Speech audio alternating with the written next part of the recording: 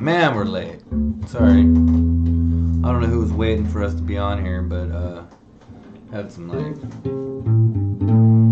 things. But we're here now, and we're glad to be here Thursday night stream in our new studio down at the underground. We're about half-ass built, but we'll get it finished up Saturday, I guess. Yeah.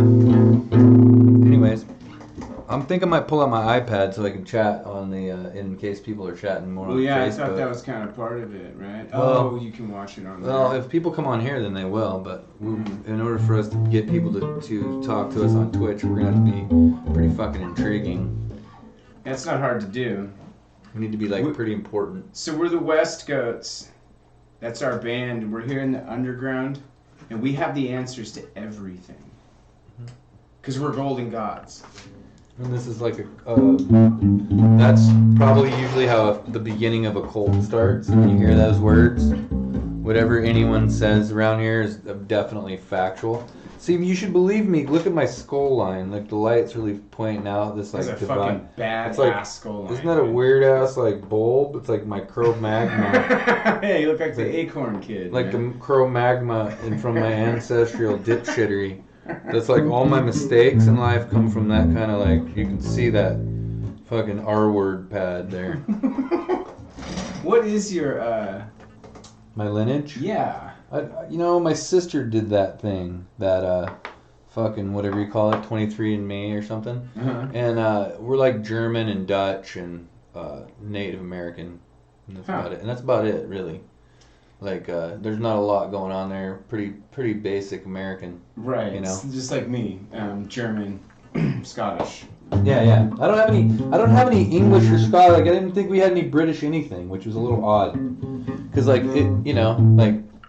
not, you know what I'm saying? Like British. Is that the shrimp on the Barbie, guys? Yeah. Well, British would just be British would just be like anyone of the Isles, I suppose, right? Right. Yeah, I know what they are. I was just being a dick. No, I know, but I just mean like the fact that there's so much diversity in that place is so tiny. Yeah. It just lets you know how much crazy diversity there really is everywhere.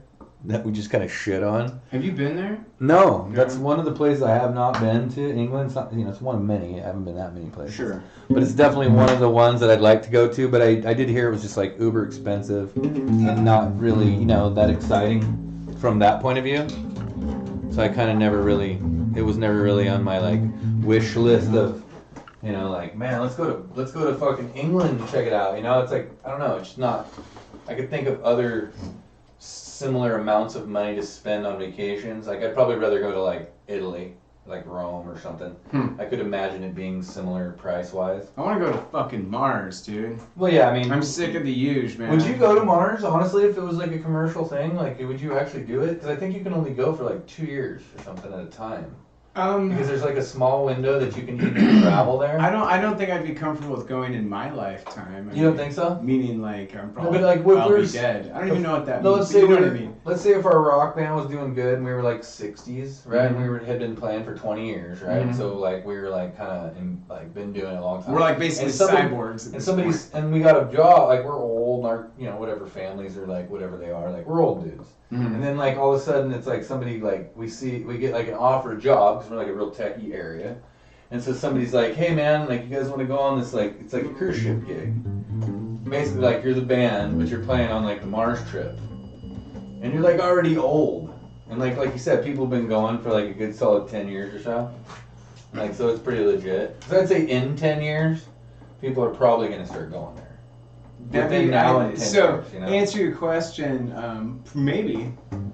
Yeah, I'm just saying, like, I think the perspective of what it would be, if you take 20 years from now and you go back to 2001, like, what about right now wouldn't you believe about right now that's like a fact of right now for 20 years? Like, cell phones and things like that are obviously not around. Yeah, you're right. That's a really good point. Yeah, because we grew up without technology. To this level. Look what we're doing. Well, right, I know. For 20 years, I mean, being in our 40s, so like, the first half of our lives without technology, the second half, this is inconceivable when we were kids. Like, I think I mentioned this to you before, the cordless phone. when we had a cordless phone, man, I'll never forget, like, dude, you're never gonna fucking believe this. I'm in my front yard right now. It was just so cool to talk on a phone and not have to like sit in the chair and be tethered to the cable. Because that's what it was like talking to friends back in. That's how old I am. Freaking geezer. That's how old I am. When I was a teenager or early teens, like talking to friends on the phone, you'd have to like sit in one place, tethered to a freaking cable. That's what it was like for me. I was my phone in my room. Remember those transparent phones? Oh yeah. You could see all the circuitry and shit. That's what I had because it was super cool. You know what I was? Hypercolor shirt. You know what you reminded me of was it was actually it's not really the phone itself or anything like that. It's actually the different moments throughout history that people decided that it was like an okay thing to have, like right because it was original cell phones like. There was a certain culture that we were both totally in at one time where cell phones were like, there's no fucking way I get a cell phone. Fuck you. You know what I mean? Like, I'm not doing that. Kiss my ass, right? Right. It like wasn't cool at all. Well, and pagers. Then, pagers were different though because like obviously the elephant in the room, like drug dealer pager, right? But like, right. But reality, a pager really worked good for like a certain age range where you're just fucking around all the time and your friends were like trying to figure out where you were and shit. I mean, they worked great. I had a pager. I used it a lot. There was a certain era where it was really it was the same thing as texting right now as far as like somebody would just leave their number on my pager and I could call them back. It was a lifestyle. And it was like a thing, you know. That's how I did my job when I was a teenager. But then the cell phone thing, what I'm saying is it was like floofy. It was like nerdy or it was like fucking not doing it. Like I'm not, you know. But then it got to a point where I remembered like not having a phone and other people like almost everyone had a phone at one point and I didn't have a phone still. Right. And it was like ostracized. Like you were so like. What year did you end up breaking down again? See, I had a phone for a long time before I got a smartphone. So that to me was more significant of a transition. Right. Once I had a smartphone, I was like, oh god, this is really hard to not fuck with all the time. Totally. You know. Totally. So I remember. This is what I want to tell you something. I actually wanted to mention this on one of our streams, or just conversations. Is I remember when I first got my first cell phone very well. I bought it at a 7-Eleven. It was a prepaid, one of the prepaid brick Nokias from 7-Eleven. Right. So like this, check this out. This is a true story. So like I got home from work. I worked at a car wash. I know, weird, right? No, I like those jobs. Right, those are the old days when like somebody had to be there. So, yeah.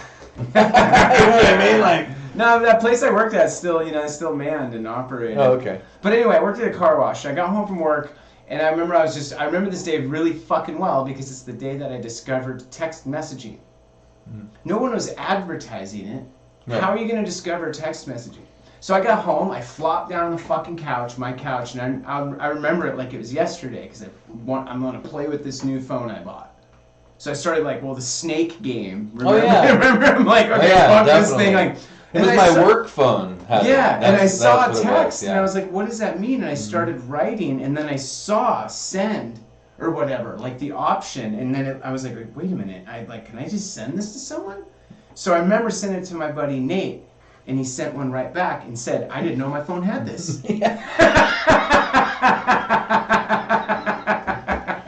Dude, that day, changed my world. Obviously, I sent one to everyone I knew. Right. And they all sent one back saying the same thing. I didn't even know we could do this. And I'm like, this is the coolest thing ever. I told my wife, girlfriend at the time, right? I'm like, I just got home from work and I was able to have a conversation with everybody just through text on this phone.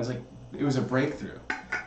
This is also about the same time, before social media, there was Yahoo Chat. Right. See, I never. Remember Yahoo Chat? I was a holdout. I was like a long holdout. I don't know what year I got into the stuff, but it was basically developed fully. Yeah, you don't remember Yahoo Chat then? I never went on a chat. Dude, this is the extent of my chat that I've ever really done in my life. Oh, sure.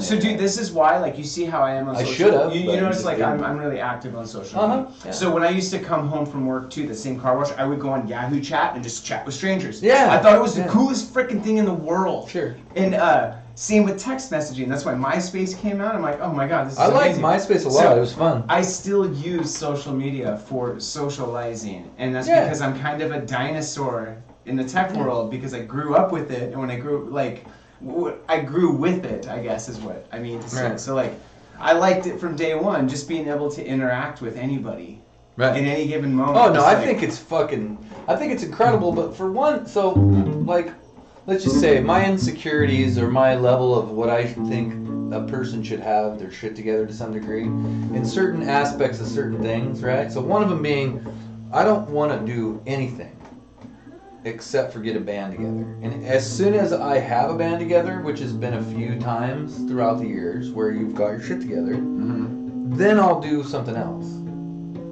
But there's no backbone to me talking on this thing right. if I'm not playing music. Like I that's the backbone. There's no backbone. Like otherwise, if this is what I was gonna do, then I would have to like be like, how's everyone doing today? Okay, because I want to make it good. But see, this is like bleed over from the band to me, which is what takes all the pressure off of it. Which means it don't really need an agenda. Which means it might be more enjoyable even for people to listen to. So you know, so you mentioned that too. When I joined MySpace, I didn't have a computer, Right. and a friend of mine who's tech savvy still is to this day. We went to the library to make my MySpace account, and like you just mentioned, just relating to what you just said, the whole purpose he told me I needed it was for my band. Yeah. He's like, you need to have a MySpace account. account. That's why I made one. So when I was on MySpace, he was the same asshole who got me on Facebook in like I did the same 2009 or whatever. Same, He's like, you have to thing. be on Facebook. I was like, all right. Same reason why I'm on Facebook right now. Yeah, exactly. And that's what I'm saying. Without all that, which I don't know why I wouldn't try to get into a band or build a band or get in with a band or whatever. I don't know why I wouldn't. But if for some reason I didn't, maybe now I would just talk shit like this, might be fun, but not at the beginning. I probably never would have got here for that reason. You see what I'm saying? If that makes sense. Yeah. Like I just, not because I don't like it, like I like podcasts, just on their own. They're cool, but there's something weird about like how I didn't really think about how to practice like comedy or practice talking like on a podcast, like what to do to get better at it. I didn't really know that, like I don't know, like I just guess I'm kind of not all that bright about everything, that sometimes things elude you when you're like thinking about how to get good at music. So like first I obviously got an instrument and I started playing it, and then I got to a point where I was like, okay, I can hang. Now what else would you do? Like, right? And then so then I started learning about like the soundboard. Oh, right. You know what I mean? Like, and then I learned about like, oh, you know, what do bands do? Like, how do you write a song? Like, what's the meter? What's that all about? And like, and then you know what I mean? Like the different things that you learn about. And then you're like, oh, being in the right place at the right time. Not a fucking. You want to make a band, not how to play music. How to make a band is like 6, 7, 8 different categories of things that you have to really get pretty good at. You mean like poster art, and like, you know, like talking to the bartenders and like hooking up your gear and like not and locking your fucking sound guy. And being able to drive your car, like be able to drive your car and not fucking leave the car unlocked and get all your shit stolen, or you know, like just dumb shit like not change the tire and then like leave your car and get a ride with someone, leave your guitar in the back, and then you know, like just all the dumb shit that like a person that had their shit together a little better just wouldn't have done that. You know what I mean? Like they just like let's just say plumbers don't do that kind of thing. Homie, so I don't want to name drop, so I'll just say like a friend of ours or you know dude we know, he posted a thing on Facebook about eating fried chicken and waffles for breakfast before drum tracking. Did you see this? No. And then was it like meant to be a joke? That, no, he really was eating it. No, I meant like, was it to tell everybody about it? Was that the joke? Oh no, the joke is that the guy he's recording with was like greasy drums. Right, or something like that. So he's gonna get his hands all greasy, like. And I said, I commented and I said, because you know who I'm talking about. Right? Oh, I'm sure, I commented and I said, his rig's probably already covered in sweet and sour sauce. and dude's like, it's my rig that he's tracking on.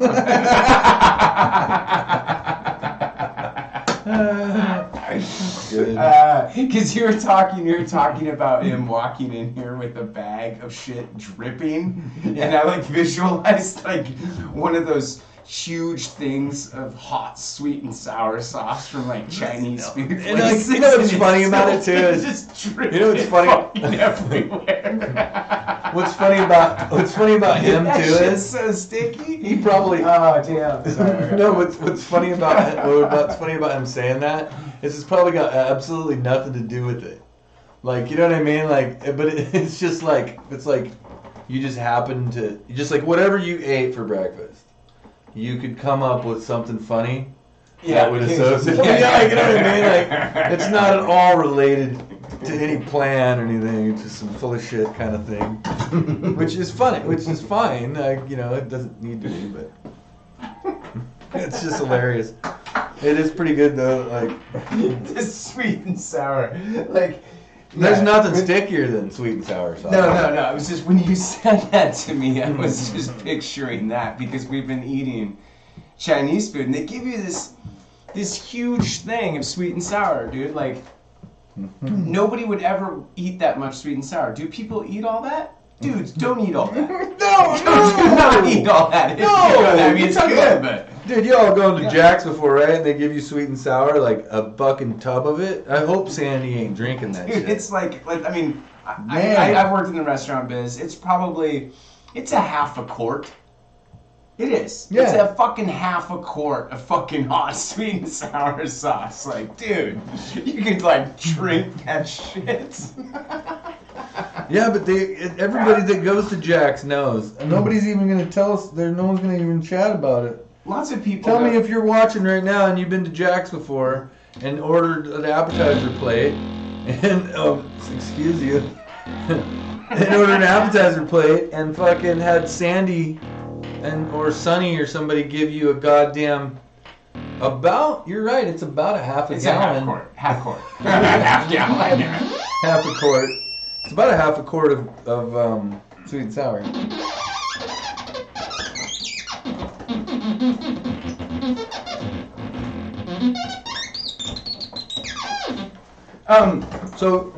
All Chinese food places do that. Do they? They all give you that big ass fucking thing. Oh no, nobody's saying that's what they. Hey, Cam's on here. What up, Cam? How you doing? Hey, Cam, you gotta come down here and do a podcast with us sometime. Since he does kind of the same stuff, I just saw him post some stream stuff the other day. It's sweet. Cool stuff here. Check this out.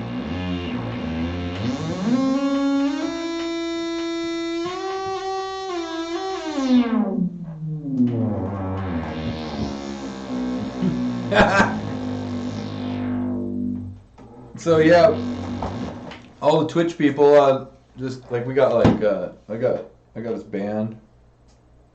If anybody has questions, we have the answers to everything. I got well, Nick has an alien machine over here. It's it makes sounds. It's interesting. But yeah, we should we need to plan a show probably. What do you, I think Joe sound like? I think we could probably do a River City show. I'm not comfortable with playing indoors at all. Are you? I thought you were kidding when you sent that to me. No. I'm ready to play. Indoors? Yeah. Bring it on. You know what I think we should do? I think we should play up top here if it's on the legal, next nice day and have a block party on this road. Well, we can stream it and like just tell everybody to come. Get a freaking permit.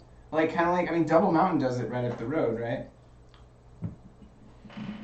Right? They close that block and they have shows there. Oh yeah, but you got to buy it. But you got, we'll have to. We'll do it. We'll get some local businesses involved. And we'll do trust me, we can do it. Yeah, we can do it. You know what we really need to do? We have it outside, at least. I don't know.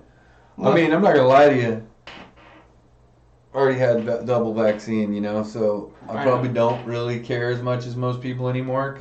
But I'm saying is, if a bar could let 50 people into a bar legally now, then I don't care if I'm one of those 50 people, I'd do it. Okay. But if that makes sense when you put it that way. If we look out, I think probably if we play a show at River City, it might be at 20 people that are max anyways, because I'm just saying it's kind of the way it goes. I think that the only time that there's when it's packed in there, usually it's because it's just packed. It just is. You know what I mean? Like, I mean, there's a lot of times I've played there where it's just fucking packed. Like, because it's just like the middle of summer, and it's just town's packed. You know what I mean? Yeah. But if we have a bro party where we have like a couple bro bands and we go there, like if there was no COVID normally, it'd be like a few friends here and there and maybe like 10 extra people or something, you know, maybe like 30, 40 people total. And that's kind of normal anyways, you know, I don't imagine, you know, it's not. That's because the local scene for people, if you're going to play local a bunch of times, and it's not the night everybody has plans to go out or whatever it is, or they have other different things to do, they'll just feel like, oh, we can watch them next time. You know, it's not like we're not going to play like 20 shows in bars in the next year. Oh, man! You know what? I really just want to start busting into some dance moves right now. No, but hey, about the show, I just feel like indoor shows are like not even on the table. Right? No, I mean they're not, but they're plannable. So sure. it's like what month is it? February. So like we could plan one for April, and then by the time it's like halfway through March, we can like look at it and be like, man, probably not. Or, hey, it looks like it's looking good. Okay. You see what I mean? Like, because there's no real harm in it. There's no contract. I'm with you. I'm on board. Let's book that show then. But then we can start talking about it. Some outdoor gigs would be... Well, the outdoor gigs, I don't mind them, but they're like, there's so much carrying gear around.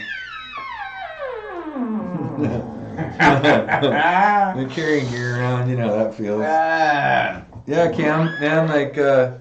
we've been streaming a little bit of live music, but I'm waiting for this cable I ordered that fucking we'll be able to hook it to the board and then to the computer so that like it can go into Streamlabs after we've mixed it in the board. Because right now, obviously, if anybody's listened to our live music, it's pretty all over the place mix-wise. It's really hard to get good audio in general.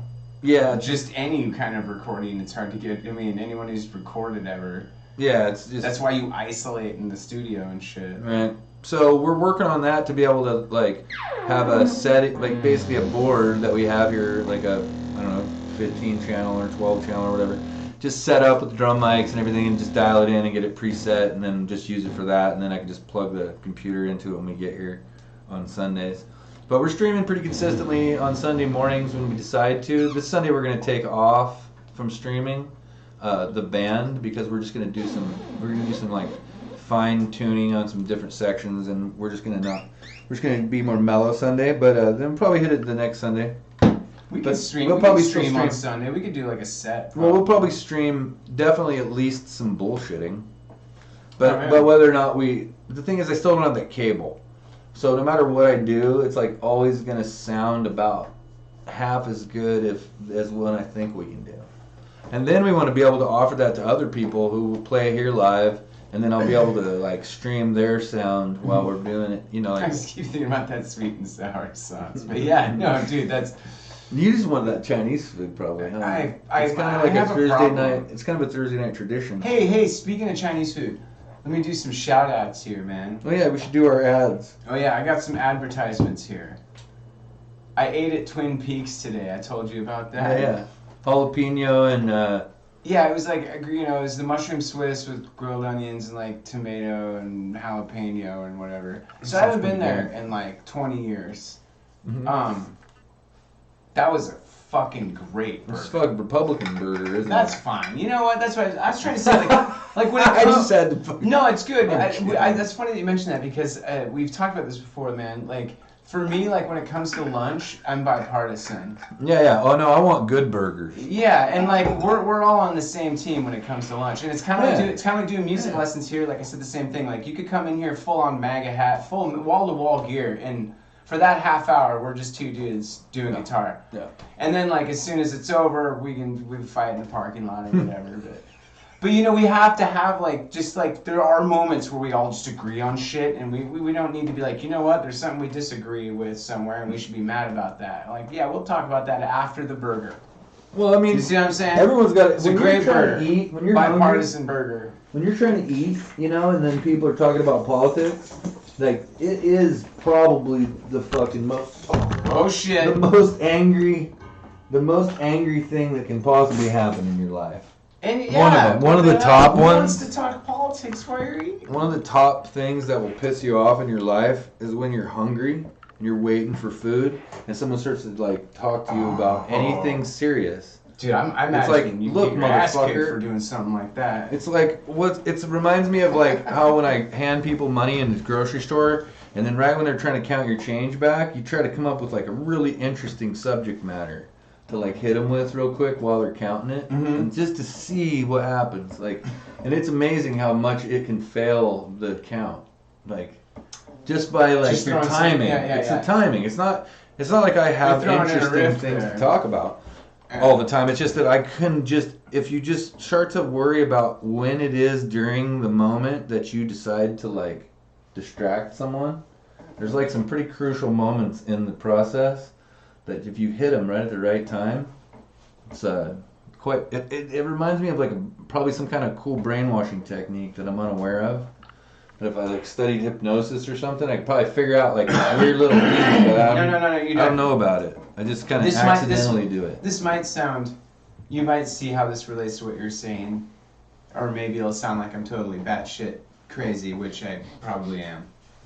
There's another kind of phenomenon like that I showed a friend of mine.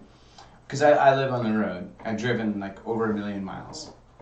And I hate shitty drivers. I can't stand y'all.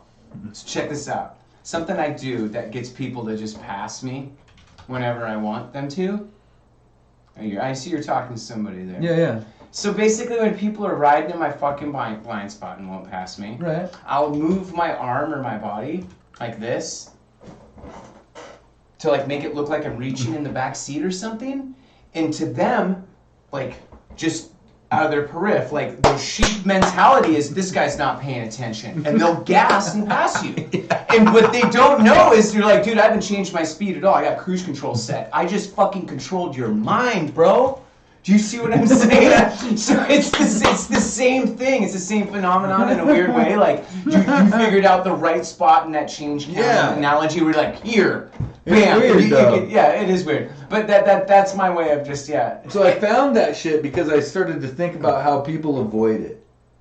So then I started. It comes from like breaking down. Avoid it? Well, it's like when the victim or no, you? they're quiet. They're quiet when people are counting their change. Oh, okay. And so like I noticed that that's natural. Sure. And so then I just started to think about why. You're talking about paying with change? Oh, counting change back. Yeah. I'm talking about it. Like they're counting your change back for a 50 and you interrupt them? So you hand them, you hand them like a $20 bill That's for like $3, mean. and then you say something like, "Did you see that guy?" And like the back in the like something that's not really bad or anything, but you just ask them like a question where it takes a little bit of attention. Right. And then they are like in the middle of the change, and then like that's you go, mean, and then man. you say, "Oh, I'm sorry that I talked to you while you were counting the change," and then you keep the conversation going, like as if you don't know. Hold on a second. It sounds like you've done this before. I've done it all the time. Oh my God. I'll do it tomorrow, probably. I like that stuff. I think that's what life's all about. Life is 95% just a random simulation of comedy, if you allow it to be. You have two choices. You can live a life of comedy or a life of tragedy, and that's your choices. And so, like, if you want to point out like all the real bad things and like live in like under this kind of umbrella of tragic feelings, or when shit gets really fucked up, if you start to laugh because it's so fucked up. Shit's always fucked up. That's why where it's you so go, funny. that's why it's so fucking funny. That's why it's so funny. Shit's always fucked up. The most fucked up shit happens to me. It's like fucking normal to me now. You know what I mean? Like, I just laugh every time. Like, oh, hey, you're going to flip the coin. It's a 50-50 chance. What's that joke? Like, if it's a 50-50 chance, I've got a 90% chance of failing. How the fuck does that work? That's like my life. So I'm just used to it. Like, wow, this is me. This is me right here in a nutshell. Hey, Nick, check this thing out. You press this button, and this thing does this. I'm like, wow, cool, man. Doesn't work. Oh, that's weird. Works for everybody else. Story of my fucking life. It's the same thing. It's like, oh, that my dog, he never bites anybody. He bit me. Why did I've heard that one. I've heard that one. God, I hate it. Dude, dogs hate me. Bro, dogs bark at me from like 1,000 feet away. So you know where I work, right? I'm on farms all day. Mm-hmm. Check this out. Maybe you know something about this. Why the fuck this is, bro? I don't know. Dogs hate me so bad, and they bark at me, bite me. They come after me, they run after me, and I'm telling you, like, I'll see a dog through a window in a house at work, and he's just frothing, dude, full foamer. And the owner's like, oh man, we got like babies in here. Like, this dog's the nicest dog ever. And the dog hasn't even met me, dude. Right, he hates you already. It doesn't I've make had sense. dogs bark at me that don't even know, can't even see me. On farms and shit, bro. I'm not kidding. Like, I can just hear a, like, what the fuck? It knows I'm here? You know what I mean? It knows I'm here. It's some dog in some dude's house. Like, there's that asshole Nick. And they just know. Dude, it's just a thing with there's certain people. I hate it because I want to be nice. It's like a blood type / something to do. Like there's a combination that where dogs are like that guy there. Those were dog eaters. Like you probably come from like a long history. Of... No, maybe that's not true. Dogs. I was always when I had a neighbor dog. And I got off the bus every day, and he chased me down the road, and I jumped the fence every day. And I don't know why no one would fix it. It's actually kind of like where my life went to, where it's like, how come that everybody just accepts that? Yeah, totally. You know what I mean? Like, what the fuck, man? And now you can't do that. Asshole dogs, yeah. Now you can't just let your dog just do whatever it wants. I get it, but there was a time where like people were just kind of like, ooh. Like, what do you mean, dude? Yeah. It's not once in a while. Yeah. Every fucking day I get off the bus trembling because I'm just like, because I'm like way overthinking it, clearly. Yeah. Off the bus trembling. I love it. Check this out. Check this story out. James has this place he goes, a barn he goes to, where a horse fucking fucks with him. Oh, it wants to bite him? It attacks him, and so there's an abandoned tractor in the middle of the field, so he like hops a fence, runs in the fucking chases him, and he gets on the tractor, and he says that he had like last time he was there, he was throwing shit at the horse, and eventually like said he hit him right in the fucking head. The thing got all flustered, but then. Dude, isn't that funny? An aggro horse is just such a funny story. And you know how they get that way? I'll tell you a story about a horse from these parts, a horse up in Odell that everybody here knows about. And this horse has got some PTSD that you never would imagine a horse would be dealing with. You know who I'm talking about? Oh yeah, dude. That horse has been traumatized. It's like somebody. It's like when somebody fucking. It's like someone dinks with you, and then they go to jail. And then they break out of jail and come back and get you again. I know, what the fuck? Like, oh man, somebody help that kid. I mean, yeah, dude, that's too much. And you know the cool thing about that story is that it brings oh yeah, why should we even know about that? Like, so, why was that in the fucking newspaper? It's like, a little bit. What the fuck is wrong with people? It's a little bit of Florida here in Hood River. Yeah, but it's a little bit of like. Can I tell you that? They printed that. Oh yeah, it's printed. That's what I mean. Like, who prints that? Like, what kind of fucking society? It happens. It's information you gotta know. A lot of stuff happens. They don't print it. Yeah, that's true. There's a lot of fucking crank arrests that nobody hears a goddamn wind about. Let me tell you something about Hood River that I think about Hood River is it's a perfect place. It's like the breeding ground for something like that to happen. So, like, I travel all over the Northwest, right? I've told you this many times. So I travel all over the Northwest. I've been to every single freaking town in Oregon and Washington. Most, or a lot of them, especially on the west side, over and over and over and over again. You know, I just did the math on this today. I've driven across the Hood River Bridge, to my math, over 2,000 times. Isn't that freaking crazy? It's gangster. Trying to drop F-bombs, and now I'm saying frickin', and it just sounds dumb. Fuck it. Okay, what the fuck was I talking about? I've been all over the fucking place. I've been also, all over the place, West Coast, all the way in Cali and Fresno, and very extensively. Every town. From the college towns like Davis that are around Sacktown, to the Delta, out to San Francisco, down into Fresno and into the desert, or out, Salt Lake, Idaho. My point is this. Hood River's special, dude. And not in a good way. and I'm serious. Like, I live here for a reason. Because I I love this. I love the people that I've made, the friends I've made out here. They're different than any friends I've made anywhere else. And that's why I moved out here. But dude, there's some, let me just put it this way. There's some freak shows that live here. Oh, yeah. And that's why bringing up that special horse up in Odell, it doesn't surprise me that a little piece of Florida style made its way here. Dude, trust me. To Hood River. Well, there's diversity. A small town with a ton of diversity. Yes. That you end up with there's just not a lot of regular people. Like a lot of really fucked up or really cool or really interesting or really it's just not a normal run of the mill. You're totally right. There's not a regular neighborhood here. There's either some ones that you're damn, or there's damn. It's one or the other.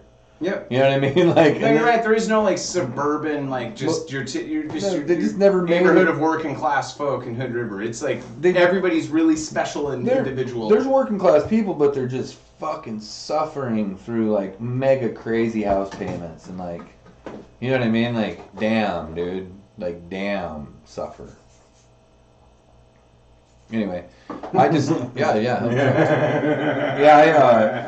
I this town's interesting because almost every single thing that I've bitched about this town throughout the years, almost every single thing about it is actually something that's been really helpful. The tourists just drive me fucking batshit crazy. You know, the way I tried to drive down here earlier today. And literally, dude, it's 2 turns from my work. And I got behind 2 different people that were going well under 15 miles an hour and 25. Okay. And I'm just trying to get here. I just don't have any clue how come that's so hard. And how could there possibly be 3 different fucking people? Okay. In that short of a span. Let me just that fucking far out there. I have to say this because you're on this thought. I can't freaking believe I'm hearing you say this right now. Because that's what you sound like me. You're saying my words word for word. I just don't understand it. So here's what Roman you just said is what I deal with. So I'll go to work, for example. A place I work is I work in Yamhill. I'll go out to Yamhill, be out there for 8 hours, driving in all kinds of places. I'm downtown Portland too. Right. I'm downtown Seattle. Oh no, But when I get to Hood River, immediately the first thing I have to get off the exit. I'm like, what the fuck are we doing 10 miles an hour for? I live on Highway 14, and the joke I have right now with my wife is I've never driven the speed limit on Highway 14 because no one will fucking let me. I can't believe you're saying that because I thought it was just me. I don't understand how come either something happened. I'm not even a fast driver. I just go. No, cars are really safe now, and people go way slower because nobody here has anywhere to be. That's what I think. And a lot of people have jobs that live around here. You're right. They got nowhere to be. There's a pile of people though that don't have jobs. Yeah. You know what I mean? Yeah. For every one person with a job, there's someone else in that family that doesn't have a job. Yeah. Or there's people who just really are here to play. Yeah. They're pretty open about it. Hey man, I inherited my grandma's house and I'm not doing nothing. I'm going to serve them. You know what I mean? That's fine. I don't give a fuck. I hope they want to watch the podcast and come to a show. I try to learn to not really concern myself with what other people do. Because I kind of don't believe in hindsight 2020. I think it's kind of bullshit. And the only reason I say that is because, the idea that you're not really taking into account all the other fucked up shit that made you do fucked up shit to get you to the fucked up shit that made you what you are, that just doesn't get accounted for. So, you have to, in order for us to be here right now, we'd have to fail. All the failures we ever had to bring us here. So if you say, oh, this is great. I'm glad I love this band we're in. And, this is great, man. This is great music shit. You can't say that and say that you made some plan to get there when in reality, all the other fucked up shit that didn't work out. So then it's you didn't get into a different band before that. What the fuck are we talking about? I'm fucking losing it, man. I'm fucking, No, hindsight 2020 versus post talk, the fallacy, the concept that there's all the things that happen in your life are what make your life what it is now. It's not just the things that you thought you shaped to make it there.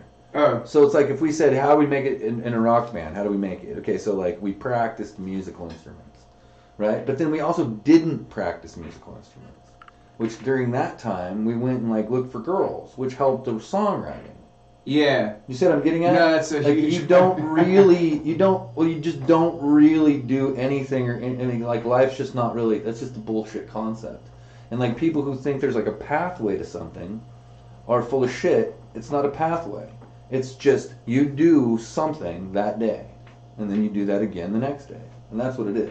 So in the end, sure, you can look for pathways, and you can say, sure, of course, I played guitar. You can say I could play guitar for 20 straight years or whatever. You know what I mean? And so that's a pathway you could look back at. But the thing is that you only played X amount of time, and so if you would have played more, you might be some kind of contentious prick that wouldn't really make good music. Like you might be too good at guitar. There's like some middle that you like balance out. I don't know how we got here from fucking Hood River crazy people, but I like it. I'll say this about that is I feel like I learned, like, I've played guitar now for almost 30 years, and I think I learned most of what I know in this tiny fucking span between the age of 14 and 17. Right. But that's what I'm saying, though. It's crazy. Everything else I've done since then is just kind of played off of what I learned in that time where I played 4 hours a day, every day. That's like a pretty common concept, though, to be able to steamroll through or really put your head down on a certain aspect of anything you're going to do in life for like a short period of time. Like golf, for instance, you learn golf in a short period of time. Like to get to it, you practice it, and then to get better is a bitch. And so I think when you say music, I think it's just the same thing in a way. Yeah. Like musicians do things, like I try to think about what it is I'm doing in any given situation that like is good or isn't good. And most of it has to do with like how close internally I am into the vibe and like how much of the bullshit's in me and how much I'm into the vibe. Because if I can just be totally into the song, then all the like things I'm going to do, whether I mute the note or whether I, however I play it, it's just like, it's like more in real time. And so there's a lot of things that you can play then that are like pretty cool because you're in there. But if you look at it from a different point of view, like I'm trying to redo the last time I did it. If you're chasing that, then your mind is like in the past in a way. Oh yeah. And you're not like actually playing the song right in that moment. Yeah. And if you're not like in that moment, you're gonna be missing like something about the groove. Like you have to be dancing with the people in the front row and like grooving with your guys in your band. But you got to be like dancing with them. You got to like show them how to dance to your groove. Yeah. You got to walk them into it. You know what I mean? I think like a lot about how much experimental stuff we do at practice and how much it's like the opposite of how I really want to perform in a lot of times. Mm-hmm. It's just not like a lot of practice is just like experiment, like using that space. You're testing to really the waters. hear You're seeing what different you can get. things. You can see what Like- you can get away with. Well, I can hear it at home, You're seeing what you but I can get can't away hear with. it in real time. I want to hear it with you guys. I want to hear Yeah. how things play against us Right. in a room and things like that. It's also And, too like the dynamic when you play live always changes too. Everybody always changes. It's like a different. It's like a different band. No, I did. Not Well, just the West Goats. it's just- Any band I've ever been in, like it's what just we a do cleaner- what we do in the studio, what we do in the practice space, and what we do on stage are like all three of them are completely different fucking things. Right. I think a good buddy I played with used to always say this. He's like, you lose a percentage each time. He's like, when you're on stage, he'd say 50%. He's like, you're playing at 50% of what you're capable of because you're nervous, whatever. Well, I mean, or The studio, you're at like 75%. Yeah, The but band room, you're like kinda, but 90%. I When think you're alone, you're 100%. You're fearless. You're just playing kind of whatever you want. I think for regular conventional thinking, yes, but not egomaniacs. Not people who are like in a general tone. I spend most of my time trying not to like just compete with any little thing in every little moment of everything in life all the time, constantly trying to win something or and like Yeah. to actually have a relatively like open mind and balanced way of looking at things, I have to like completely constantly compete with that. So when someone says, "Hey, Roman, it's your turn to go on the stage," and I like actually don't suppress that idea anymore, or like we're gonna go play basketball, I just dive immediately on the floor. Like immediately my body. I mean, you know what I mean? Like there's just I can't. It's not golf. Like there's some restriction to that. But things like playing music when you know all the songs and you're ready to go, there's no real restriction there. And to me, like, there's like a freedom in that like Right. that you earn as a person that plays as much as we do. That like, well, okay, that, so like to makes that, me. So to me, I go like, I'm probably double what I could ever be in a practice when Sure. you put me in front of some people. You know what I I mean? mean? Let me say something to that. It's kind of like golf too. It's because I play golf. Obviously, I relate a lot of things to it. It's kind of the same way. Like I look at it. It's going to sound kind of poetic. But a show and a round of golf are kind of the same way in the sense where it's like there's all this build up beforehand. Well, yeah. So before the round or before the show, in my head, I'm like, oh, I have to do this. You know, my guitar, my instrument, there's all this build up, there's all this build up. And then you get on stage and you play. This is where that 50% comes in, where I feel like I'm a little nervous. I'm not as loose as I'd like to be, and like all this build up, getting my gear, load in, sound check, all this shit. Finally, you know, we're here, we're on stage. Now finally I'm here, I'm on hole one, hitting my first shot.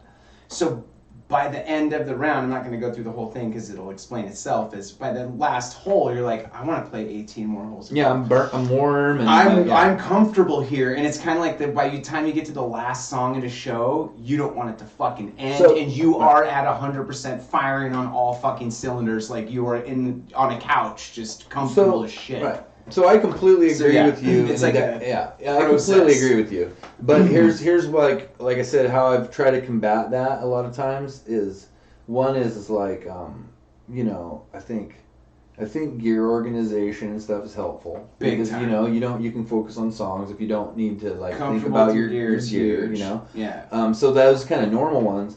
But I also think like maybe like a little bit of hangout time before the show, where you can like maybe even turn on an amp and play for a minute or whatever, like get loud and try to loosen up, or even like I said, even something like this, I think could be a loosener. You know what I mean? Like going live and talking some shit. Because if we had a show like say at River City, we could do this right on the desk at River City. You know what I mean? That like, show, it's almost a year since we played our only show. Yep. That show, I was really comfortable all afternoon. We ate food. Yeah. That's what I mean. I had a BLT. Early, yeah. And so I think that has to do with pre-planning and like already knowing that's going to be a part of it, so that like there's a certain aspect of loosening up to the place that you're at and all of it that people like. There's something to the whole concept, you know. And then I think for somebody that's singing and playing guitar, you know, I think you need to like always have like a really good focus point of like, you know, almost meditative focus point that always kind of gets you back to the same spot, because you got a lot of shit going on. Yeah, you know what I mean? And like a lot of like straight. So I get rid of that, and you know this by playing with me. I get rid of that with practice, and just like golf, I'm very confident that I'm gonna perform it well. Yeah. A lot of shit that goes through my mind is like what you said. I'm like, okay, my cable's good. Right. And my gear is good. Like my amp's not gonna go out. Like, is that pedal got a battery in it? You know, that kind of shit is what stresses me out. Like, not me. I've already done my homework performance-wise, and I'm confident and comfortable. I know I'm going to do it right and do it well. Well, it ends up being like kind of it's more of like a who you are in the, like it's stuff I won't make an excuse for, that I don't even want to talk about, which is things that I could have done about something that's for whatever reason I was being lazy and so I didn't do it, and that's why it is. I'm not bringing that up. Like that's not a real excuse. That's just on me. That's a completely different thing than like, dude, I used that cable 3 times and it didn't work. Right. You know what I mean? Like, and then it just didn't. You like, know, that's weird. Another thing that's interesting in the dynamic about bass is you were talking about frontman problems, like, because there's so much on the plate for a frontman. There's so much electronically on the plate for bass. It's just a weird thing. And you have no idea. Like, this is something I remember reading about with Mike Gordon, too, about, like, just problems, because bass is a tough frequency to control as it is. I just don't know what. So I don't venue think to venue, gear to gear. I don't know how to make everybody in the room happy at the same time. You know, and like I don't think I'm trying to. I'm trying to do the best I can, but like with the bass tone, you mean, or just with like the way that it overall takes over a room or doesn't. Right. Like I could set it to where I can set everything on a bass pretty much to any room to lay over top of everyone else, but I want to be heard in the mix. And it's hard in the mix, in the middle. And like it's really hard without like constantly having adjustments and different song types of parts. And then you just hit the nail on the head there. That's what I was gonna say. That's what Mike Gordon does. I mean, that's the obvious solution. Is you have different settings for different songs. Well, and I mean, even like if it's your pedal board or if it's some kind of loop, effects loop or whatever have you, you know, an entire different chain or string you're going through, like, oh, this song, I switched to this, you know, and I already do that now with us. Right. This is the first band I've ever done it with, like Cup of Flames, like I'm doing that Randy Rhoads cranked up mid sound on some of the. The word you used was it has meat to it. Yeah. That big old fat part, when you get that fucking mute and it has that bass punch to it. But obviously you don't get that arena style lead guitar. Yeah, but so, I mean, for certain songs that's cool. But exactly, it opens up all the vocal levels. Yeah. All the high end shit pops out more. And the cymbals are more alone in certain spots, you know. Totally. So like things. Yeah, man, for sure. So Cup of Flames is like that, and now I think I have 2 other songs we're playing where I do I call it the Randy Rhoads mid. Is there any like I mean that's where it started, right? I don't know. I don't know that much about that. You don't know that? Not really. So like Ozzy Osbourne's producer produced Strung Out, which is a punk band on Fat Records, and it has that Randy Rhoads style tone like especially on their first records. And when I learned that's where I learned about those mids. I mean, on guitar, there's 2 style of mids, right? 11 o'clock and about 1 o'clock. You know, something in that realm. Sure. So if you're at around 11 o'clock, it's that arena style. You know, it's got the fucking crunchy, fucking popping mids and highs, and every note really comes out and grabs you. Where when you crank up the mids, you lose those highs. They almost start to sound like modulation. They blend a little bit, you know what I mean? You can't, like the riff on Unchained, for example, right. If you try to do that riff with that Randy Rhoads mid cranked up, it gets muddy and you can't even hear the definition in it anymore. Right. So like that's where I started to learn that the cranked up mids work really great for, you know, 3 4-chord suspended chords. If you're 3 string suspended chords. If you're doing power chords. Right, less stuff, less strings, less notes, and then you get that. Maybe even slower too. Maybe even too. You know, like it slower. Could be, but Randy Rhoads is fast as shit, and so is Strung Out. But they're fast on 1 or 2 strings. That's what I mean. Yeah, not chord. No, not a full chord. One, just sound like a bunch of. But that's like, you know, I used to play my bass a long time ago, just almost pretty much, you know, without mids, till I read an article about, I think it was Justin Chancellor or somebody like from Tool or somebody, I can't remember what they were talking about. Like how the mids worked in like the overall band and everything, and like from the bass perspective, and like where there's like this like almost, you know, hidden pocket that you can like work in, but like there's nothing there, you know, and like it's just this big open field. You can like pull all those mids out, and it's a big hole. It's a big hole in the mix. No matter what you do, you know. I haven't played bass like professionally. I don't even know how the mids work. When you hear it, like when you pull them all out, like of any song, it doesn't really matter what it is. It just starts to sound a little bit like, you know, reminds me of like nu metal or something, you know.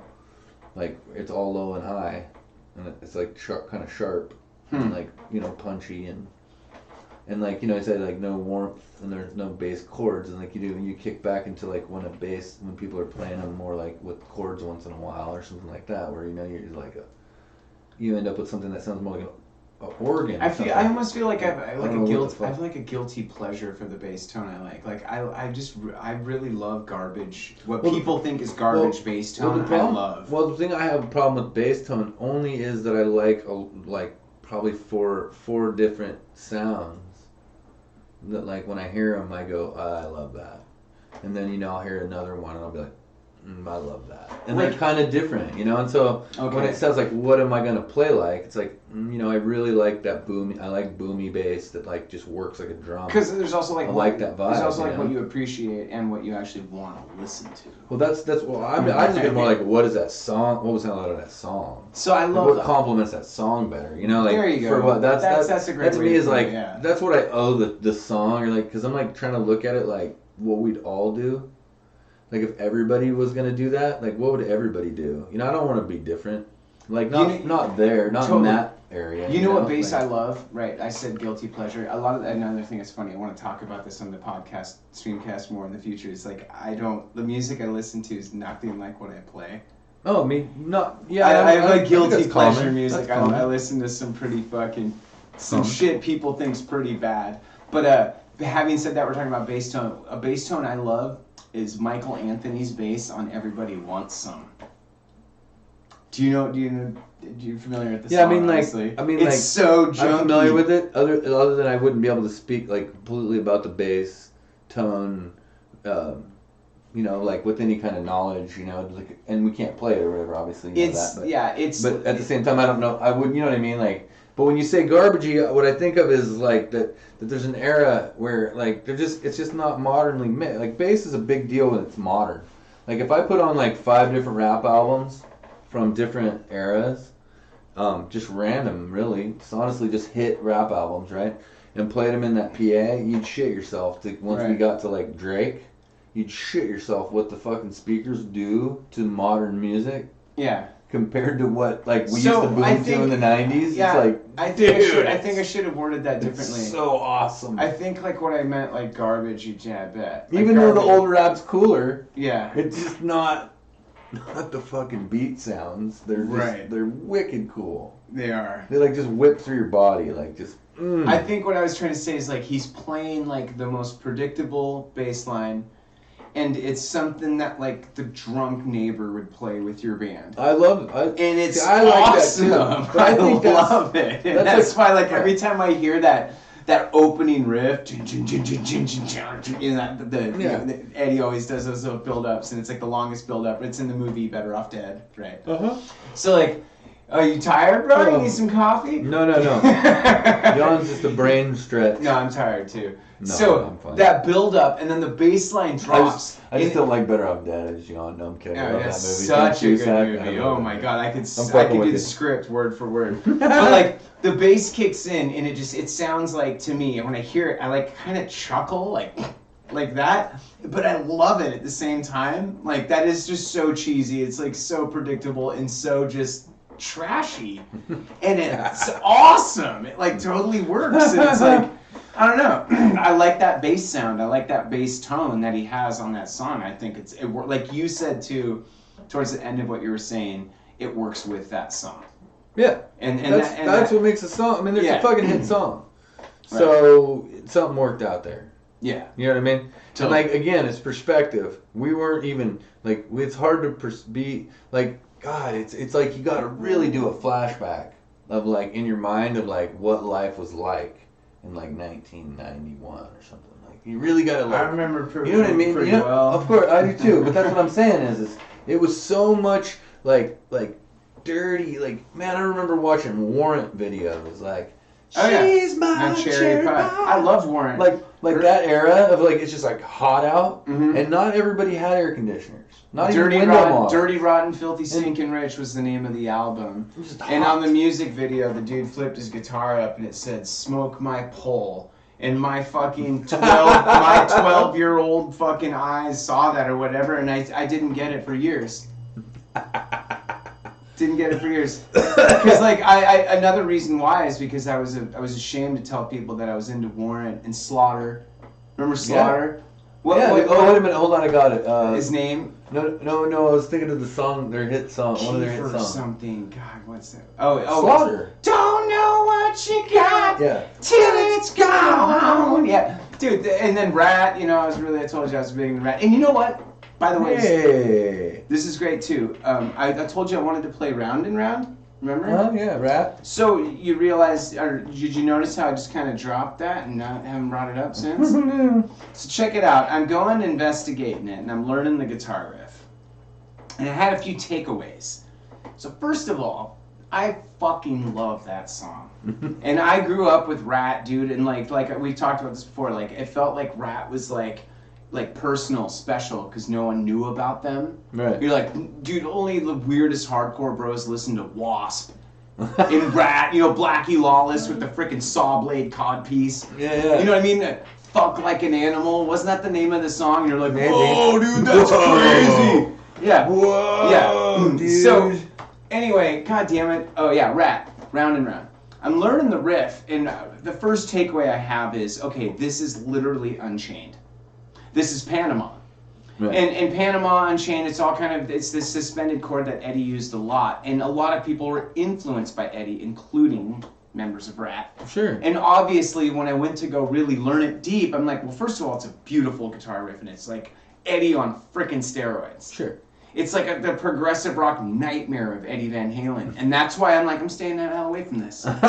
It's not that I don't want to play it. It's just I don't think I can play it with as much sincerity and conviction now, knowing where it originated. Sure. You know what I mean? Like knowing, okay, this is actually them, like, you know, doing like what Steve Vai did.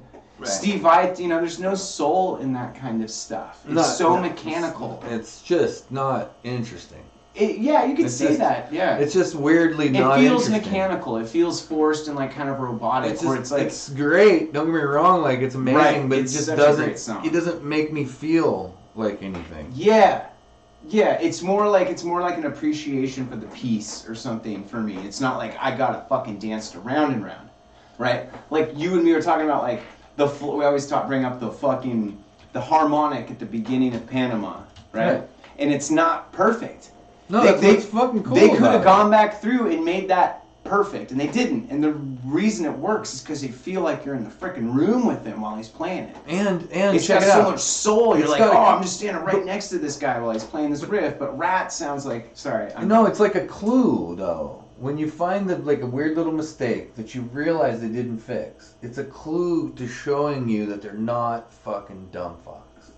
You mean the whole band? The whole band. Yeah, the whole band. Yeah. Yeah, it's a compliment to the whole organization from start to finish. From like, how do you want to be in your band, man? Do you really want to be a fucking asshole? Like for any reason. Sure. Even if like it's a good reason. Is it still worth it to like ruin your own? Like it's just like, man, you should be able to pick a way you want to be, and no one should get in your fucking way. Yeah. Like I chose, like I'm gonna be this guy, and that's about it. And I don't really care. when other people try to, like, I've been trying to talk into being the manager of something or some bullshit. Yeah. And I ain't doing it, dude. Like, I know every time, what happens is I do anything that seems semi-competent, someone sees it, and then they go, oh, well, we could make money. Yeah, of course. And I'm always like, thanks, but I don't really give a fuck. And I kind of want to be able to prove that I don't give a fuck by not really tampering with shit that really makes any money. I'm not interested. Like, this doesn't make money right here. You know, I like this because it doesn't fuck with money. I'm so sick and tired of like having some roadmap to the way to make money.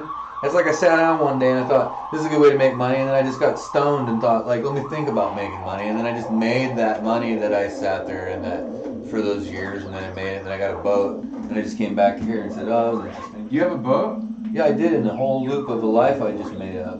I just did it all, and it was fun. Now I'm back. I see what you're It's saying. just disinteresting. Yeah. It's like, why would you do a plan that you already know what the plan is? That's really interesting. That's the fucking dumbest thing I've ever heard. I don't know if this is appropriate to talk about on the podcast or not, but I'm just going to ask anyway. So did you ever, like, you took LSD in your life? Yeah. Oh, yeah. See, so for me, that's kind of what you're describing is what happened to me. So when I was 14, like, I dropped acid. Lots of times. I think I was like 16 when I tried it, or 17 maybe. I started when I was 14. I wasn't real young. So when I was 14 years old, I hitchhiked to Grateful Dead concerts and took acid. Well, that's pretty. But one time I took pure LSD 25. And it just changed my life. It changed what you just described. It reshaped the way I saw the world and what was important. I just don't. And like what you just described is what went through my head. Like, oh, this is what everything feels like, and this is what can be, what you can experience as a human being. And that's when I was like, you know what? What do I want? What do you want, Nick? Because you're lost. You're in freaking checkout La La Land. And when I came back, I was like, I don't want material shit. Well, in what way do people react to you typically when you tell them that that's how you think? Have you ever experienced the people that are on the ride and how they like almost become violent? You mean what? When you tell them you don't really care. Oh, like when you go along the way, yeah. Like, people get seriously concerned with you. Yeah. Like they've been seriously concerned with my ability to, even though like I don't know if they can remember when I was late to their thing that they. I mean, I don't remember if somebody. Oh, aliens again. I don't know if somebody remembered that time. I can't remember that time. It's not like somebody's pointing out to me like, let's go do a fucking, what do you call those things? Like an intervention? Right. I haven't heard that. Am I off somewhere? Like, what the fuck, man? It's like crazy. Like, I love them. The alien. Oh yeah, we should tell people about the fucking poster, by the way. Because chances are there could be somebody who might watch this that's on one of those posters. These are the posters from the underground music station, which is where we are right now doing this stream. And these were shows when there was live shows to watch here. This guy has a cocaine straw hanging out of his nose. This cocaine straw, this one particular, this guy looks like he's having a really good time, by the way. I don't know his name. Who is that guy? We should get a close-up on that picture. Oh, okay, yeah, I got you. Yeah, he's got the close-up right there. So this cocaine straw that this guy is using right here, we sold this to him from the underground music station. It's part of our blow straw collection. We have vintage blow straws. We actually have, there's a blow straw that we have right now that still has Tony Iommi's boogers on it from Black Sabbath's recording sessions in 1967, I think. The most interesting and sought after one we have is Keith Richards' blow straw, which is still completely covered in his dried blood. And that one actually we were going to auction off, but then we were told we can't legally. Some like family dispute or something like that. So we have a whole bunch of cool vintage blow straws, and that's why this dude has one of them. I believe this one was Jethro Tull's. I think our buddy Hood Printing said that Jethro Tull's blow straw actually had meth on it that burned holes in it, and that's how he got into Flute Playing. All right, moving on from the blow straw, which is a really interesting topic, by the way. We could talk about that for days. Let's see. The band, I can't read this. What was the name of the band? Dude. Which band? This. Like, what does that even say? Shit, man. We gotta decipher that, bro. No, seriously. If just so you know, if you're in this band, that's not the right it's not memorable, dude. I mean, the blow straw is, man. Dude, we're going to see the blow straw bands tonight. Like, that's not catchy. Blow straws is a little weird. You're Wait a minute. When I read this, it doesn't even look. I don't know where this came from. Like, none of these people played even in Hood River. Oh, they never even... I wonder where this came from. Maybe somebody we know's in that band. Motherfucking hard alcohol. I wonder if somebody's in that band. That's a straight I wonder if somebody we know... Bex, these guys are drinking Bex. Hold on. I wonder if those guys are somebody we know that's like used to be in that band, or maybe somebody did the art for that band. I don't know, man. You get close up on the blow straw though, right? Oh, look at that. What? Calista just hosted us. I don't know what that means. Well, does anybody, if people could write in the chat, if, chat, could you explain, to Nick in the chat, it's time to rip some headlines, sorry. Explain. Let's rip some headlines. Nick's in our talk. This is what I like to do, though. I like to rip out some headlines and then make fun of them. So, this is my Google News feed. I think this is a great way to close it because then we get to, talk about some current events, stuff that really matters in everybody's lives. Yeah, matters. Oh my God, we're all gonna fucking die. CNN headline. All right, now here's. Answer away. It's funny because I'm looking on my newsfeed. I'm like, all right, because obviously it's like set to like what I search. It's all music shit. This isn't even like current events. Nirvana. I don't even like look up Nirvana stuff, but it's like from like some music page. Oh, here we go. Frank Zappa, why he murdered 15 people. I didn't know he murdered 15 people. Doesn't even seem real. I got one right here. AC/DC. All my shit's music. I got one right here. U.S. carries out airstrikes in Syria targeting Iranian-backed militia structures. So, how about you guys? We're underground right now, so hey. Hood Printing made those shirts for a while that said "In situ kills." And what's so great is I live in Bingen. Like, I walk past those buildings every day. Fuck yeah, they're going to protect us. We should make some more. Dude, I feel kind of vulnerable having them in my neighborhood. Has anyone ever thought about that shit? See, I watch a lot of movies, so I got a crazy imagination. Well, I used to watch a lot of movies when I was a kid. When there were movies. So, like, I have a crazy imagination, and that's how I look at it. I'm like, dude, if somebody wanted to take us out, I live right next to the drone factory. Yep. You know what else is really cool, interesting? Because now we're talking about drone strikes, right? Yeah. So the company I work for shared that hangar with those dudes who invented that shit. Do you remember all this? History gets buried really fast, and humans have really short memories. These drones, the drones that we come to know today, like the way the engines are built, the whole concept was built by two dudes that were from Hood River, man, that rented out that freaking hangar right next to where my company worked. That is now in the in situ compound. It's weird, man. It's just freaking weird. Like, the company I worked for rented like a shack, like a literal shack that was just on that property, and then they moved into the hangar. And I remember I went out there and smoked a joint, and those dudes came over and hit the joint and told us what they were doing. They're like, we're building drone engines. We have this idea to build manless aircraft. And we just thought they were fucking stoners. Do you know what I mean? They had the propeller out there running, and like I remember all their gear because we were I worked for the company next door. I was there 3 times a week. So like I saw these guys all the time, and then one day they were gone, and the guys I worked for, like, we have to move. They sold their company to like a government contractor or some shit. Right. And now they build death planes that just drop bombs on where? Syria? Is that what you said? I think so. Nice. Nice headline, Roman. It's very uplifting. Here, I'll pull one of my headlines now. That's probably going to be way cooler. No, that's important stuff. Everybody should be talking about it. All right, here it is. 10 bands reinventing pop punk. No, we're not reading that. We finally know why Tom Morello never cuts his guitar strings. Because he's fucking lazy! Why? Inquiring minds want to know. Alright, I'll look it up. Tell me why. And this is a serious headline right here. Yeah, tell me though. Alright, I'm gonna find out. Pretty serious. Tom Morello never really had much of an opinion about him until I started following him on Instagram. He's a great guitar player and pretty cool dude. I mean, as far as I can tell, I've never met him. I guess what I'm trying to say is he doesn't seem as douchey as I thought. And everyone looks douchey when they're on TV, and you're not. Isn't that weird?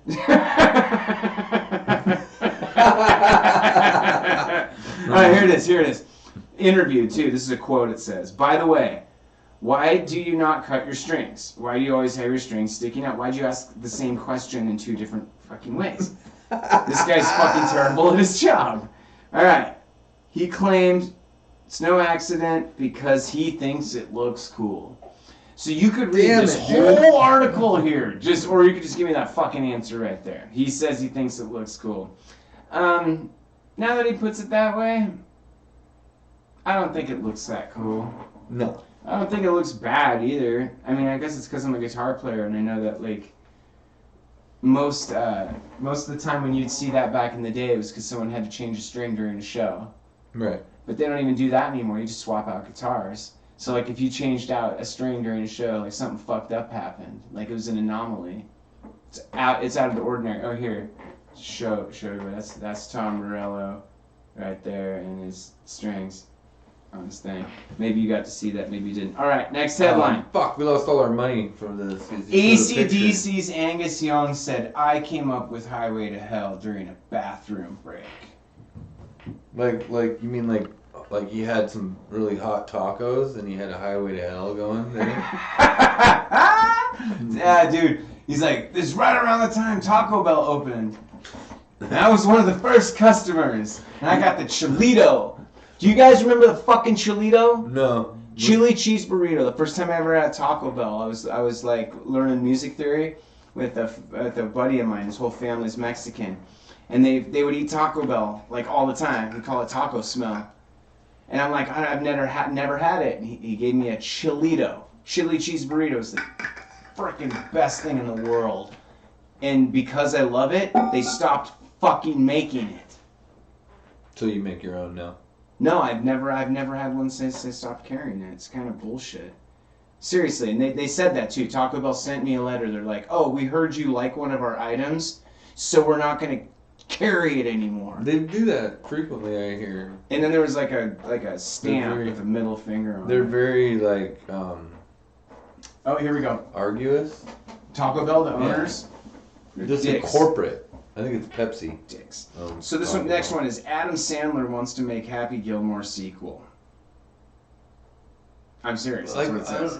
I mean, Happy Gilmore. What's the story of Happy Gilmore originally? That's the golfer who runs into his swing. Right, but what? Shooter McGavin eats pieces of shit for breakfast. Yeah, he does, doesn't he? That was pretty funny. So, you eat pieces of shit for breakfast? Wait, what? Shit like you for breakfast. And I love how Shooter McGavin too. He's like this. He's like, wait, what? No. Like he's like, such a he doesn't know how piece of acting. Like, yeah, it's great. He doesn't know how to handle. So okay, so the sequel of this. Let's do a guess of what the sequel is. Is it gonna be Shooter McGavin Part 2? Oh yeah. Like that again, right? Like Rocky. Like, or is it gonna be like Happy Gilmore fell off the wagon, became an alkie, and then tries to make a comeback later on in his 50s? Right? Yeah, those are kind of one of those. It's the Kingpin version. I'm kind of thinking. Like now see if they went down the Kingpin, where they got the one scene. They cut his leg off. He's got a peg leg. Scene? He's like Seamus on fucking Family Guy, where he's just Happy Gilmore's all pegs, and he has to play golf like that. Oh man, that's fucking.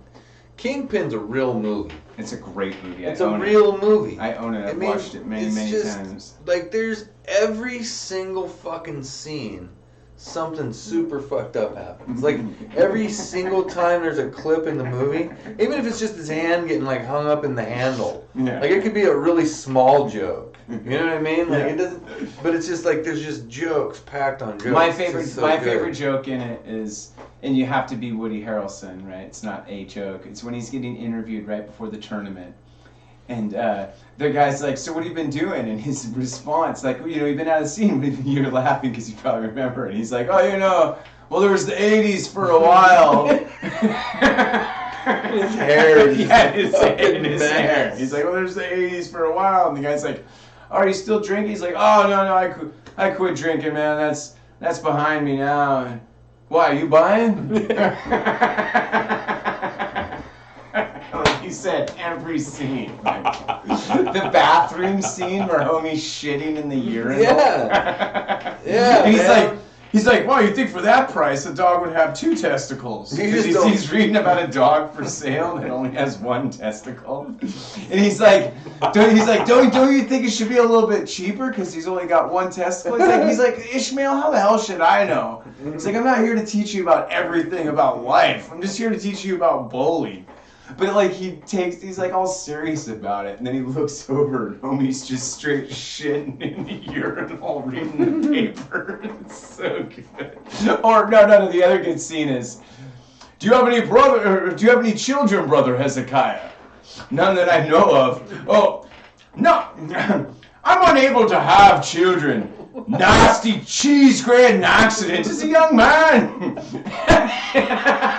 And when he says that, the grandma is like nodding her head like she's heard this one before. Like, oh yeah. I remember you chipped off your dick. That's fucking nasty. Dude, except for that Randy Quaid, is a goddamn psycho. Dude. He is a fucking psycho. Dude, have you seen his Twitter? I haven't seen it. No, Dude, should we read a Randy Quaid tweet? Yes, let's do it. This is recently, 1 day ago. With Trump at the helm, the negligence leaving aside the raging corruption in our current government. Okay, this isn't comprehensive. None of this isn't I know, dude. I know. Let us hope Trump's accomplishments and the groundwork he laid get us through to 20. So he's politically just batshit crazy. Whoa, I don't understand how Twitter works. Okay, oh my god, and that's a weird ass beard he has going on there. Okay. The most I miss about Trump, this is entertainment. This isn't government. No, I don't mean Randy Quaid. I mean like his obsession with the former president. I don't know, dude. This isn't about policy. Is it ever with those? No, you're right. Good point. Yeah. In a way, like that's what makes them kind of funny, and what makes certain. Like So people here- attached to it, like because there's such a great, like you know, it's like for us, right? It's like they're easy bait, right? So you feel the natural want to like the feel to make fun of it, right? But it's like it's like fruitless in a way because it's so stupid. Let me just say this really quick, because I said this before, is I just think it's really unhealthy for any society to have that much enthusiasm over politics. I agree. This is what I say. A healthy society, fishermen fish. That's it. Well, I want to Fishermen make fun fish. Fishermen don't go out and fish and talk about Dude. politics. You vote or you run for office. Did End you ever story. watch- Like, but you know what I mean? You're Yeah. like you Yeah. bitching about it on the boat while you're fishing is not going to change anything. Well, okay. I don't like this guy or that. No, shut up and fish. Because if you fish, you're going to be really good at fishing, Right. and then everybody's going to be really good at what they do, and everybody's going to have a great, healthy society. We don't want frickin' it's an unhealthy Well, society here's the to have thing. that much enthusiasm over a politician. And here's the real, like, really, a really important thing, in my opinion, is that there are certain things that people don't like about society. You know, like some people are for abortion, some people are against abortion. Some people are for gays and other people are against it. Whatever it is, right? There really isn't a single one of those fucking issues that's actually got anything to do with who's in office in any way, shape, or form. Right.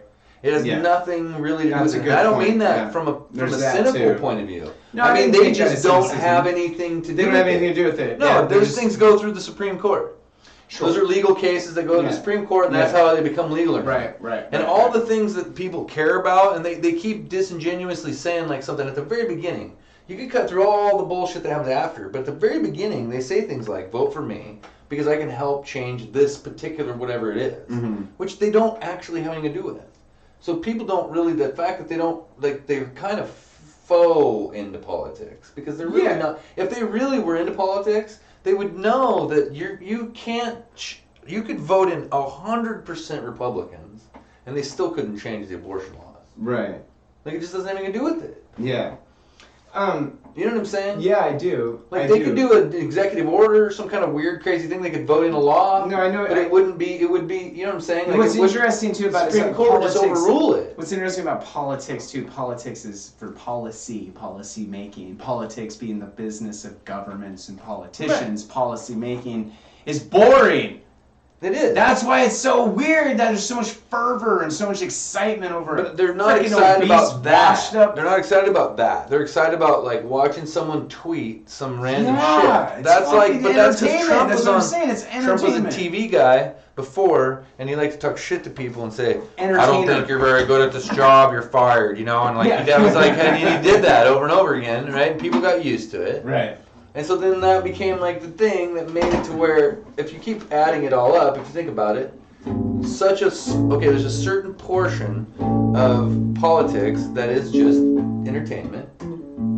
Some people are smarter people that are less entertaining, and there's kind of like some mediocre smart people who are really entertaining. And those two types of people have been the ones that we've basically elected throughout the years, no matter what the policy. It's just there's two kinds of personalities. There's one that's just kind of a dumb fuck, but they're charismatic, and that goes for left and right. There's people all over the spectrum. So They're good looking, or they're But something- charismatic, or whatever it is. But whatever they are, the one thing they'll always have in common is they have money. Because you need money to run for office. Well, you have to have. That's so that's all it is. support. It's the richest candidate Well, that's wins. It's support. always been like that. So now you've got back to like people who are in communities where there are people who have big businesses, whatever it is. Like if it's a huge, like say dairy farm conglomerate or whatever, but the union headquarters happens to be in the town that person happens to live in, and they went to high school with the guy that runs that now. Right. That guy, they're going to contribute $10 million. That's the mayor. Yeah. That's Exactly. that's like, and it doesn't matter if you're in Iowa or New York. Yeah. Or it's No, absolutely. That's pretty much what it is. That's what it is. Now that's not that bad, and this is what I mean by that. Hopefully, in your community, you're all grouping up and you're saying, "Well, this is the guy that's on." You can't ask anyone to do it. There's surgeons that could do it, but they're surgeons. So you know, like there's other people that could do that work, Right. but they're doing other stuff. Exactly. So you have to have people who want to not do that other stuff and do that. That's a little weird. Yeah. It's just weird. It's weird. You know, Yeah. it doesn't really make sense. It's because It's lawyer work, is what it is. It's like, exactly. it's That's what I was just- gonna say. It's freaking boring. It is. Politics is boring. And so then it ends should up be being boring. interesting because people say crazy stuff and they like to say wild stuff, and so politicians get like a lot of value in the saying wild stuff campaign. It doesn't matter which side again. I mean, they just like to say wild stuff. And so then you got like, I think people keep like trying to go over the next guy with their more crazy. Because like honestly, even if somebody said like a politician said like, oh, I believe in QAnon, right? I mean, what does it really do? Okay, number one, they're just saying that. If there's no proof that they have anything to do with it, then nobody would ever know that because it's private information. Yeah, but now somebody got to see them say it, right? Now people heard about it. Yeah, exactly. And so now they're the next person that's going to be the one that's running for a bigger office next time. Yeah. And like we all know that's how it works. So like the fact that people fall for it makes it happen. And so again, that's back to like I just believe in simulation theory. It's not real. It's Probably so not. stupid to Well, it's not worth your freaking time. Well, it's not worth the idea that you keep falling into the same hole, even though everybody already knows where the hole is, and everybody just keeps falling into the same hole. And like you can't break out of the simulation because you're just predestined to continually fall for the same bullshit over and over again. And like enough of the people do it. You can't. That it the other thing is like you can't change anything. And it's weird to it fucking sucks, dude, to hear that. You know, you're like, especially if you're a Star Wars fan or something, like that you're powerless to change anything, anyways. You know. And then just like what's the phrase I like to say is from a song, which is to just gaze back up at the chain of command. Yeah. Basically, and it's like. If you want to change society, you're not going to change it through politics and policy making. No. And that's exactly what you were saying, in a sense, about that the president can't change these things you're concerned about, or even governments can't change things. You can barely do anything. Culture change is what you need. What you can do is you can nicer model to your neighbor. You can model the behavior that you want everyone else to do. Yeah. And that's basically fucking it.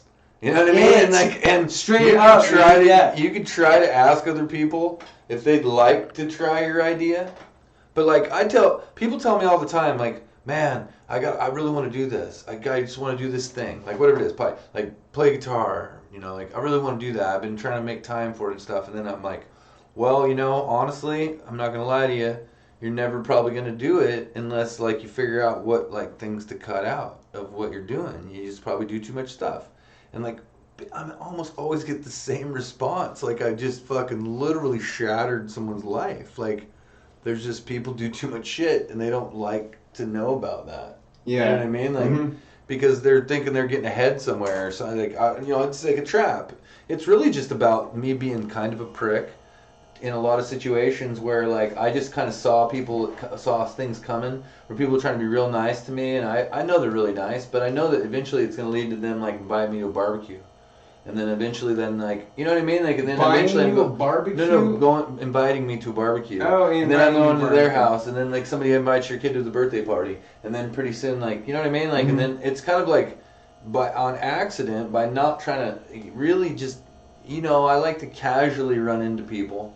And I like to make relationships that make sense to what I'm doing. But to have a lot of other relationships that cause a lot of time, like they're odd to me because like I don't think poor people can afford them. No, you can't. I mean? You can't afford them. But back to the other thing though. Just being nice to people will change the world. Well, that's what I'm saying. Change the things you want to change in your life.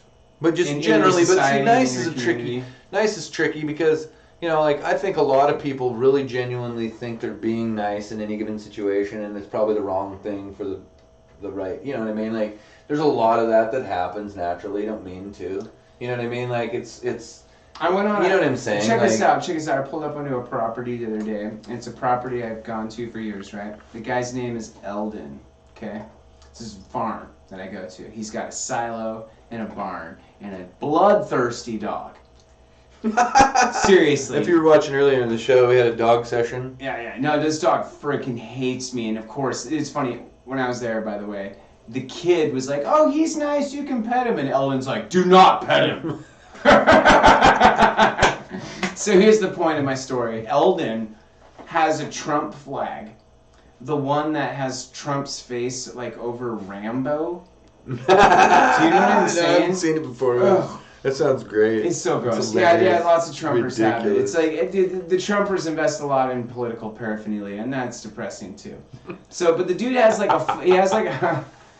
there was enough paraphernalia at that Capitol riot to like buy a house. Like enough like political paraphernalia, like that just makes me want to puke. Like no matter who it is. But anyway, this guy Eldon is really fucking nice, man. Yeah. And like. Part of life. I would see somebody with that flag and be like, oh no. That's what I'm saying. I know this guy. He's not like that. There's some people. He's a nice guy. He's just weird, and he's got a fetish for Rambo and politicians. I guess I don't know. I've done. Some people are reading websites that are talking about some stuff that is not even believable in a sci-fi movie. It's so stupid. I know. It's so fucking stupid. That if you're listening right now, I am talking about you. I am insulting you. That is stupid. Like, come the fuck on. This shit's been around for a long time. You know what it is a lot of people read like shitty smut novels. And I mean, there's male smut novels too. They're like little boys jumping around with wands and shit. You know what I mean? Like, they're just smut novels, okay? And there's a pace to that writing. And those people fucking that are into certain types of things, they tapped into that. And they speak at a fucking cadence that are for dipshits. And people that like that dipshit cadence. It's entertainment. It's just entertainment. It's a cadence of dipshittery, though. And what I'm saying is it stands out artistically to me like the sound of someone shitting. That's what it sounds like. Yeah. I mean, because it's artistically so fake that, like, even from a creative writing, interesting jokes, it's fucking stupid. It's not even fun to make fun of. Yeah. You know what I mean? That's it's not. Like, it's just not fun stupid. to make fun of. Yeah, completely. I'm not worried about it. Yeah. I'm not worried like about nuclear. I don't give a fuck and do whatever, piss in the river. You know, I'll but I don't really give a fuck. That's not why. I like interesting conversations and artistic thought, and like I like it when the people who talk most of the time, like in the world, like whatever the fuck it is. Like if they're gonna have a doctor on the TV, I want it to be the best doctor. If it's not, I want to punch whoever the fuck that guy is that thinks he's a very violent dude. Get the fuck out of here. I didn't punch anyone in my life. Dude, no, but you know, like when did entertainment become?